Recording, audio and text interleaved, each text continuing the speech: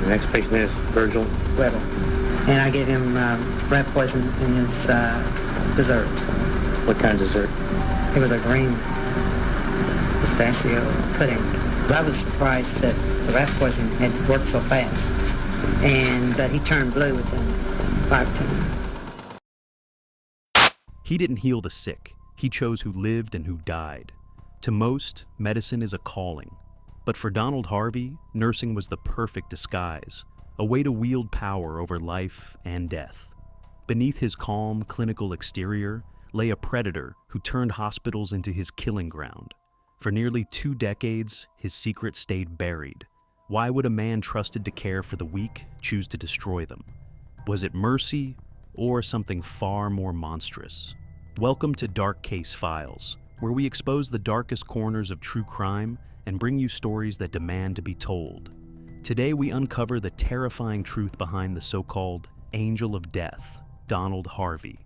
Born on April 15, 1952, in Hamilton, Ohio, Donald was the oldest of 3. His soft curls and wide brown eyes earned him the nickname Donnie from his parents Ray and Goldie.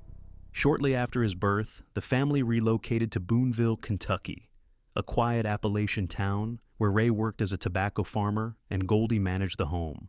Poverty strained their marriage, but not their devotion to their children. Donald kept mostly to himself, quiet, unassuming. But somewhere beneath that silence, darkness was already taking root. According to later reports, between ages 4 and 20, Donald was sexually abused by at least 3 different men. One was his own uncle, another, a neighbor who paid him for sex. At 18, he claimed he was assaulted by a roommate. These traumas don't explain what he became, but for criminal profilers, they mark the early fractures in a dangerous psyche. He never fit in. At school, Donald was isolated, brilliant but antisocial. He avoided clubs and teams, choosing books over people. The same habits that earned him top marks also made him a target. The teacher's pet. After elementary school, he attended Boonville High, but dropped out in 1968 out of sheer boredom. By 16, he'd earned a GED from a correspondence school in Chicago. No ambition, no direction. He drifted to Cincinnati, Ohio, and found factory work, brief stability. But in 1970, the job dried up. Days later, his mother called. His grandfather was hospitalized back in Kentucky. She asked him to visit. He couldn't have known that stepping into Marymount Hospital would change everything, that the man he'd become would leave a trail of bodies in his wake.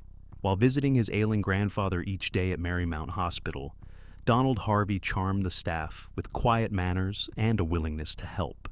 They saw a polite young man eager to assist, a stark contrast to the chaos of the wards. Within weeks, he was offered a job as a nurse's aide. No medical degree, no formal training, just trust. That trust would cost lives. Some believe Donald took the job out of financial desperation after losing factory work. But money alone doesn't explain what happened next. In his new role, Harvey was left unsupervised for long stretches. He inserted catheters, changed bedpans, administered medications. Hours alone in private rooms with vulnerable patients, some conscious, some not. For a man craving control, it was the perfect hunting ground. For a while, nothing happened. Harvey performed his tasks, silent and unnoticed.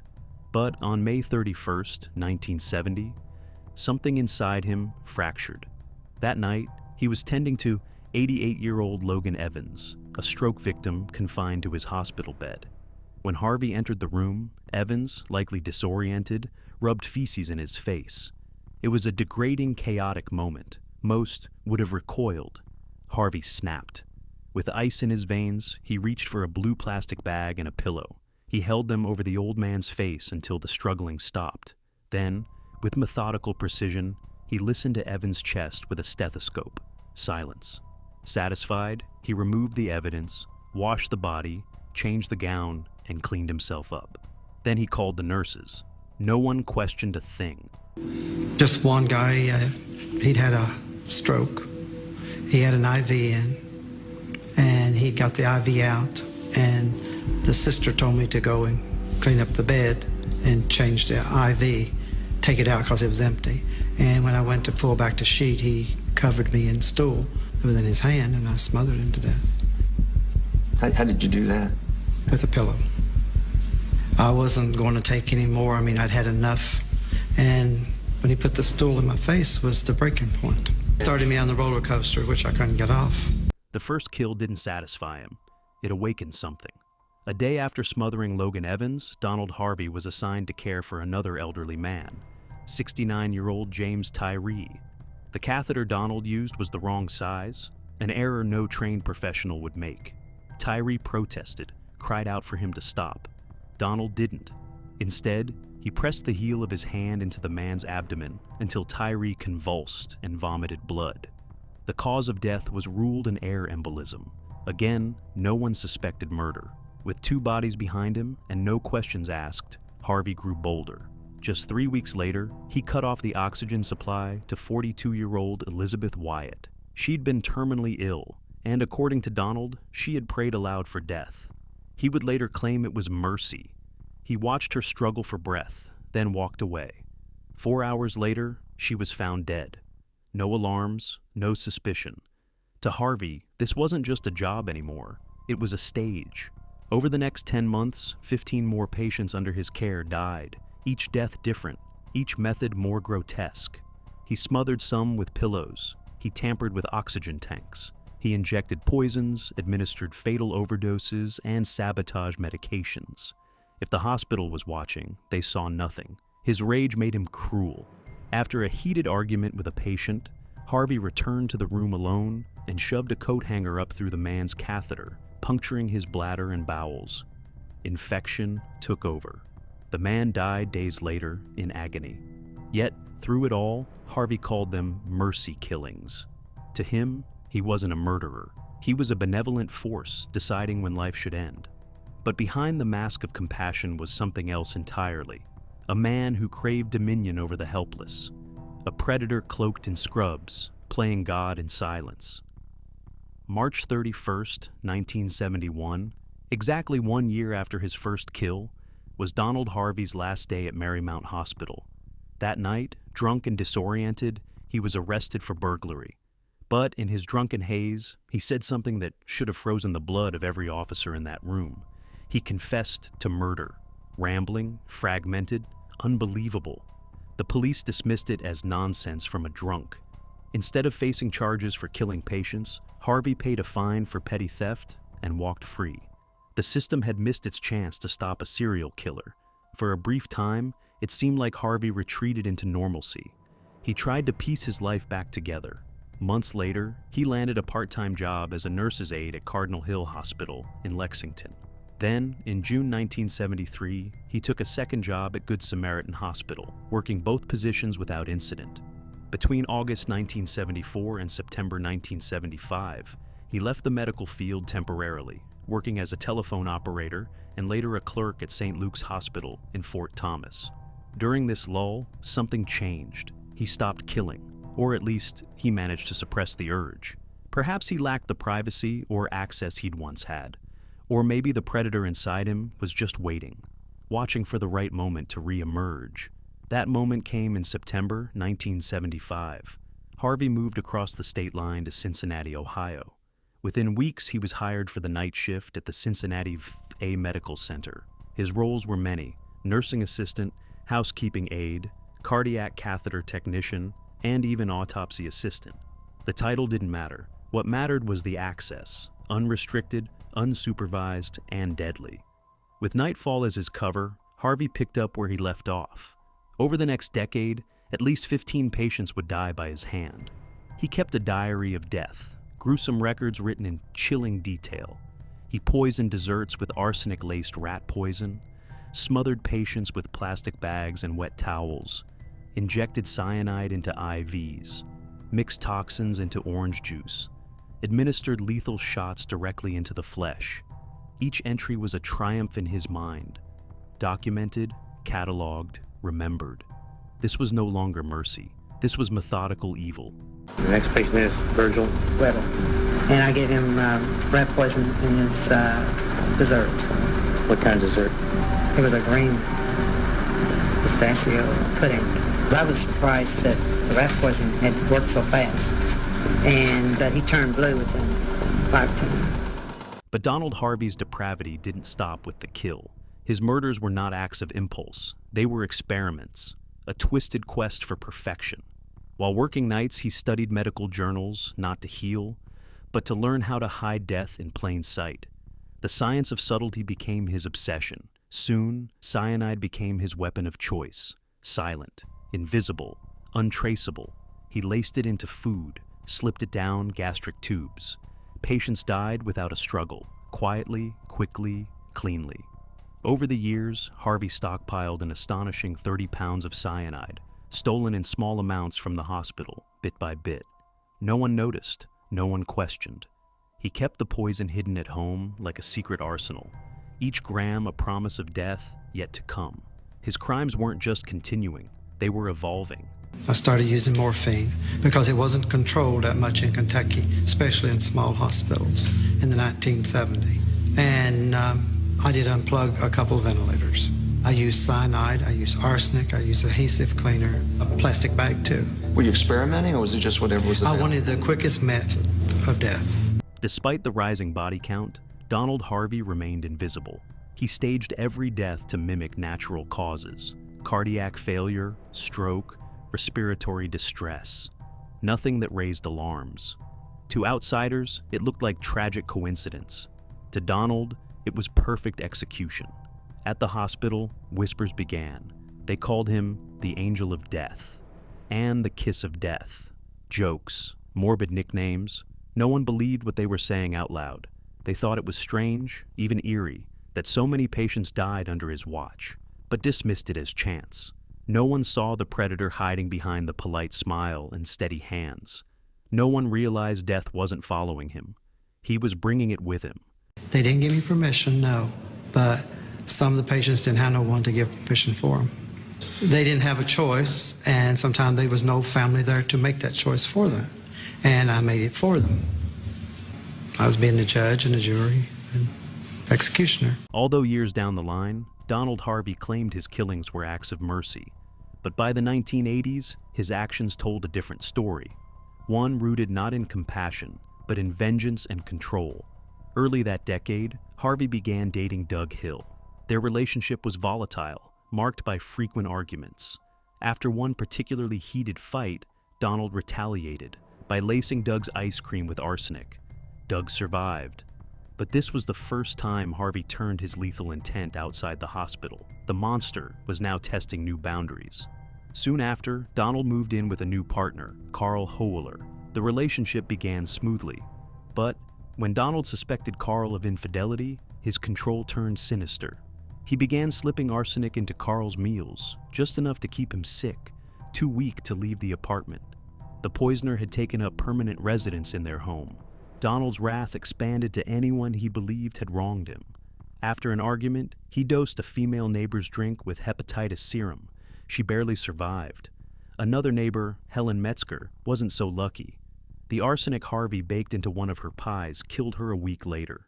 With each near miss and unnoticed death, Donald grew bolder, invincible.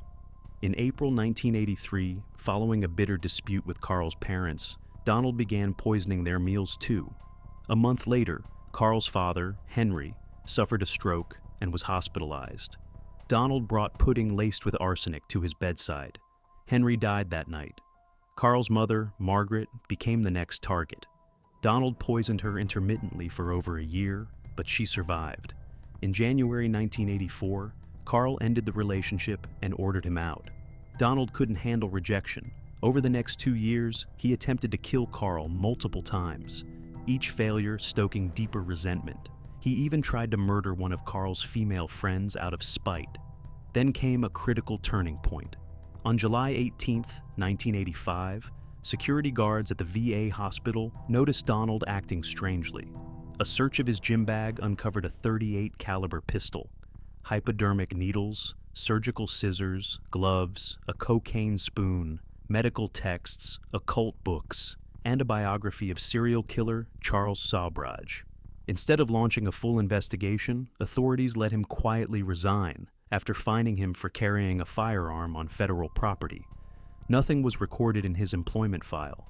No one asked about the trail of corpses he left behind. 7 months later, Donald was hired at Drake Memorial Hospital in Cincinnati. His charm and resume impressed them. They had no idea who they'd just let in. Donald picked up where he left off. In just 13 months, he murdered 26 more patients, killing by suffocation, injecting air into veins, disconnecting life support, and using arsenic, cyanide, even petroleum-based cleaning agents. The death toll soared, and no one noticed.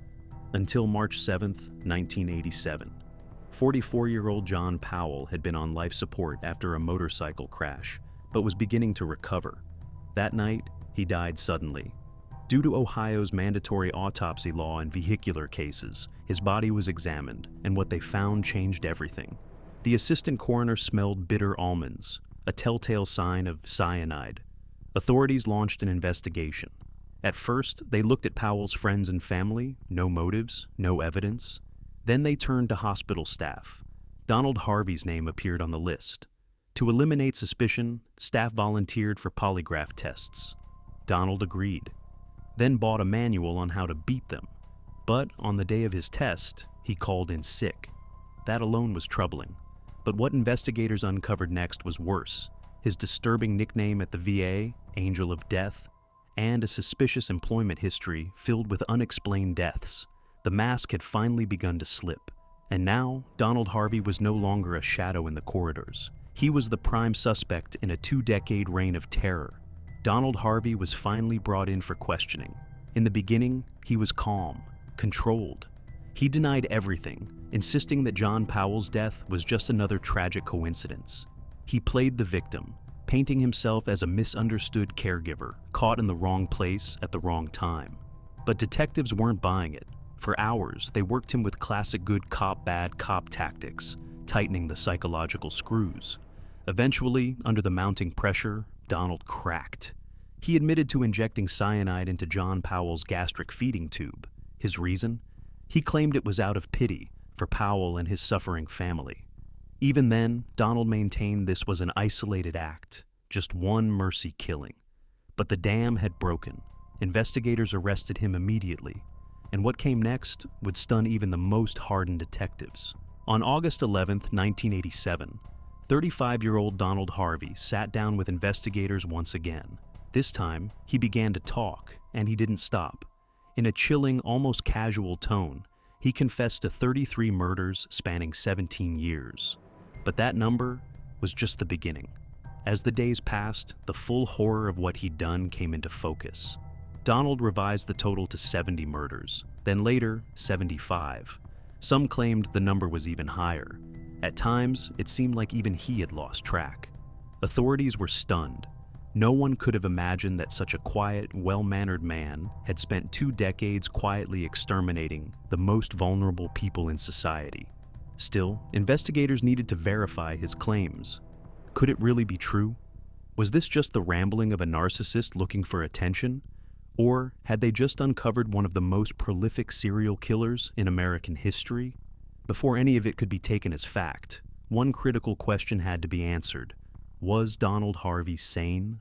Justice Center and sat down with Donald, and I said, have you killed more than one person? And I asked him to tell me how many people he's killed. And he said, you don't understand, I can only estimate. And I told him to, in his mind, pick a number that he knew it could not possibly go beyond. He said 70. Following a battery of psychiatric evaluations by multiple experts, it was determined that Donald Harvey was fully sane. He knew right from wrong, and he chose wrong. He was perfectly capable of conforming to the law. In November 1987, Donald Harvey was sentenced to 8 life terms plus 20 years for the murders committed at Marymount Hospital. Then, in February 1988, he pled guilty to 3 additional murders and 3 attempted murders in Cincinnati. For those, he received 3 more life sentences, plus 3 additional terms of 7 to 25 years. As for the rest of the staggering death toll, after 2 years, investigators closed the remaining investigations due to a lack of physical evidence. In other words, Donald Harvey took most of his secrets to the grave, but the public wasn't done with him. Whether people were sickened or morbidly fascinated, everyone wanted to know one thing. Why did he do it? In a rare 1991 interview with the Columbus Dispatch, Harvey gave a chilling glimpse into his mind. He said it all began with the desire for control. People controlled me for 18 years, and then I controlled my own destiny.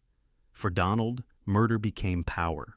Playing God wasn't just a fantasy, it was his daily reality. He decided who lived and who died. And for nearly 2 decades, nobody stopped him.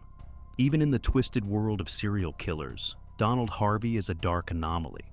Not just for his shocking kill count, which some estimate exceeded 80 victims, but for the sheer intimacy of his crimes. These weren't random strangers in dark alleys. These were patients, neighbors, lovers, people who knew him, people who trusted him. In a 2001 Associated Press article listing the worst serial killers in American history, Donald Harvey topped the list, surpassing even John Wayne Gacy. Everyone assumed Donald would rot in prison and die of old age, but fate had other plans. On March 28, 2017, inside his cell at the Toledo Correctional Institution, Donald Harvey was found badly beaten. He had been attacked inside protective custody, a place designed to keep him safe. He died 2 days later at age 64. The cause of death: blunt force trauma, skull fracture, brain damage.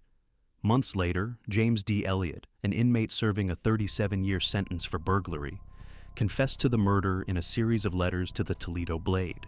Elliott claimed he did it for justice, for the victims Harvey left behind. Hopefully, everyone from our area will take some solace in the fact that one of their own gave Harvey the punishment that he should have gotten from the courts. In September 2019, Elliott was sentenced to life in prison for the killing of the man once called the Angel of Death. To his very last breath, Donald Harvey claimed that most of his murders were acts of mercy. But mercy isn't murder, and Donald wasn't a savior.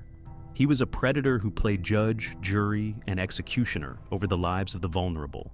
Because no one stopped him, he believed it was his right. But how many did he really kill? Was it 37, 57, 87, or were there even more? Only one man knew the true number, and he took it with him to the grave. What do you think? Did Donald Harvey tell the truth about his victims, or was he just inflating the legacy of a monster? Let us know in the comments below. And if you found this case as chilling as we did, don't forget to like, share, and subscribe to Dark Case Files for more deep dives into the darkest corners of human nature. Thanks for watching. Stay safe out there.